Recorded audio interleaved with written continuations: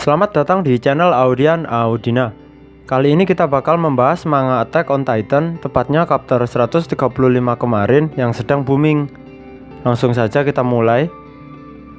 Dari judul chapternya aja udah tersirat kalau ini adalah pertarungan yang gak berimbang antara 7 pejuang gabungan antar Paradis Marley melawan Eren sang pembawa kehancuran. Pertarungan antara pasukan gabungan ala kadarnya ini menceritakan peran masing-masing dari 7 pejuang yang ada. Mari kita bahas satu persatu sekarang. Pejuang yang pertama kita bahas adalah Armin Arlert. Komandan baru dari pasukan pengintai ini sudah memutuskan bahwa dia akan meledakkan diri dengan menggunakan Titan kolosalnya. Hal ini didasarinya untuk mempermudah pencarian tubuh Eren dan Zack dalam tulang belulang Attack Titan yang begitu besar ini. Tapi yang namanya rencana, kita nggak tahu apa yang bakal terjadi kan. Hanya dalam momen yang begitu singkat, saat Armin melamun sejenak, Armin malah disantap oleh raksasa yang memiliki lidah panjang di sini. Semacam bunglon kayaknya raksasa yang menelan Armin ini. Tubuh Armin dililit lidah Titan tersebut. Mulut Armin juga disumpal. Ini sepertinya dilakukan agar dia tidak bisa melukai dirinya sendiri. Dengan begini, Armin jadi nggak bisa berubah menjadi Titan kolosal kan? Tampak sekilas terlihat oleh Armin, leluhur Ymir sang perintis ada di bagian tulang belulang milik Attack Titan Eren. Sepertinya tertangkapnya Armin ini salah satu rencananya. Karena baik Eren dan Ymir pasti paham bahwa untuk menghentikan 7 orang pejuang yang sebenarnya cuman bakal jadi batu kerikil sih nantinya, hanya perlu dengan menangkap ahli strategi mereka, yaitu Armin Arlert. Pejuang berikutnya di sini ada Big Finger, si Titan pengangkut. Kalau Armin tadi punya rencana dengan meledakkan diri menggunakan kolosal Titan, si Titan pengangkut ini juga memiliki rencananya sendiri. Big beranggapan kalau kehancuran dunia bisa dihentikan kalau Eren segera dibunuh saja. Tentu saja keputusan sepihak ini membuat shock Mikasa dan yang lain. Big pun segera melancarkan serangannya. Dalam melaksanakan rencananya ini, dia dengan gesit menghindari pasukan Titan Shifter zaman dahulu yang dibangkitkan oleh Eren. Dan dia segera bergegas menuju leher belakang dari Attack Titan milik Eren. Dia sesegera mungkin melingkarkan semacam dinamit pada bagian tulang belakang Attack Titan.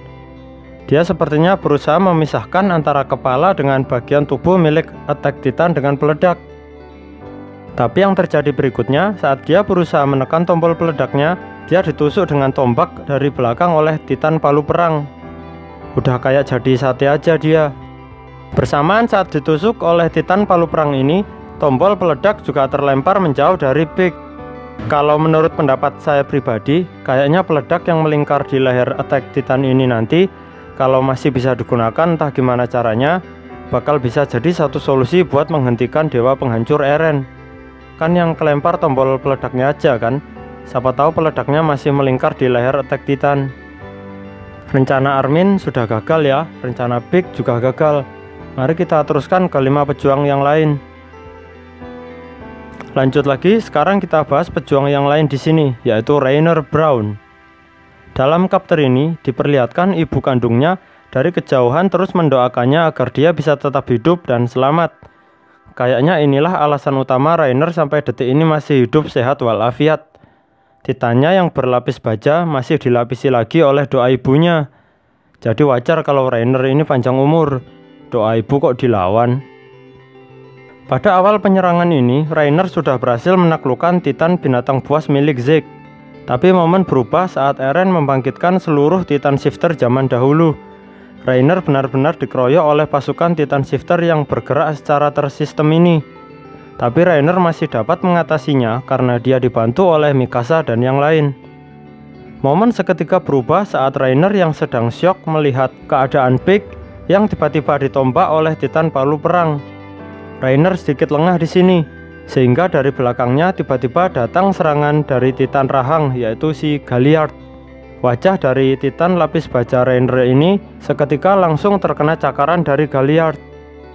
Rainer terus berusaha keras lari dari serangan Titan Shifter masa lampau yang lain dengan dibantu oleh Jin dan kawan-kawan. Hingga akhirnya dia tidak bisa menghindar lagi karena lawannya kali ini adalah Titan kolosal milik Bertolt.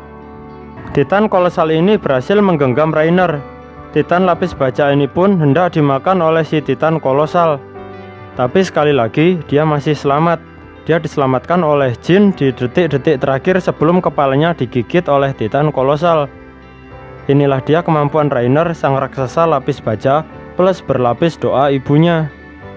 Di momen setelah diselamatkan oleh Jin, Reiner masih belum selamat. Dia dan Jin masih berkelantungan dan bahkan masih hendak dimakan Titan Shifter yang lain. Momen dramatis ini menceritakan Jin yang terus mengajak Reiner untuk tidak menyerah dan terus berjuang sampai akhir. Oh iya, kalau bahas tentang Titan lapis baja, di chapter ini kayaknya belum begitu banyak model Titan Shifter lapis baja dari masa lampau ya. Yang terlihat hampir sama kayak model milik Reiner, cuma Titan batu ini aja untuk sekarang sih. Berikutnya kita bahas si Jane Kirstein. Di awal chapter ini sekali lagi kita ditunjukkan keahliannya dalam memimpin dan membaca situasi yang sedang terjadi.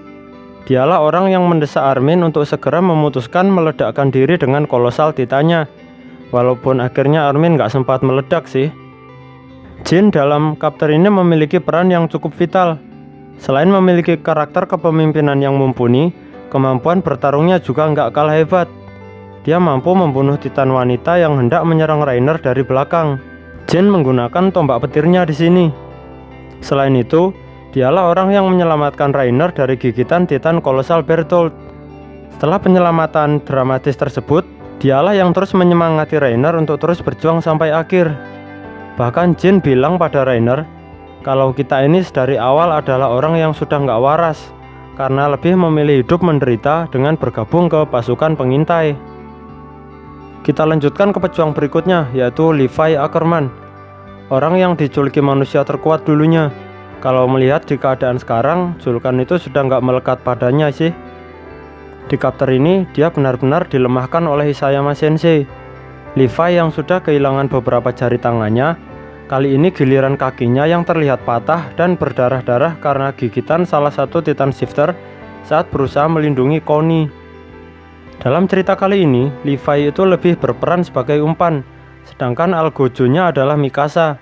Tapi bukan berarti Levi ini nggak berguna banget loh ya. Dia ini orang yang terus memperhatikan rekan-rekannya yang sedang sibuk bertarung. Selain menyelamatkan Connie, Levi juga sempat menyelamatkan Jin yang hendak diserang oleh Titan Rahang loh. Kalau nggak ada Levi, Jin pasti sudah mati. Di chapter ini benar-benar menarik ya, gimana Isayama Sensei mengubah peran seorang manusia terkuat menjadi orang yang sudah nggak berdaya. Keberadaannya sekarang malah bisa menyulitkan rekan-rekannya.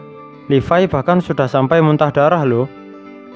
Tapi kalau menurut pendapat saya pribadi, Levi ini memang harus dilemahkan seperti ini. Kalau enggak, ceritanya nggak bakal berimbang. Coba kalau Levi masih dalam kondisi primanya, pasti semua Titan Shifter dari masa lampau yang dibangkitkan oleh Eren udah dibabat habis sama dia. Agak kecewa juga sih lihat Levi kayak gini. Padahal dulu saya dengan bangga mengatakan kalau dinding itu dibuat untuk melindungi Titan dari Levi. Lanjut sekarang giliran Connie Springer. Di awal cerita ini dia terlihat begitu panik karena tombak petir yang digunakannya untuk melawan Titan Shifter terdahulu sudah mulai habis.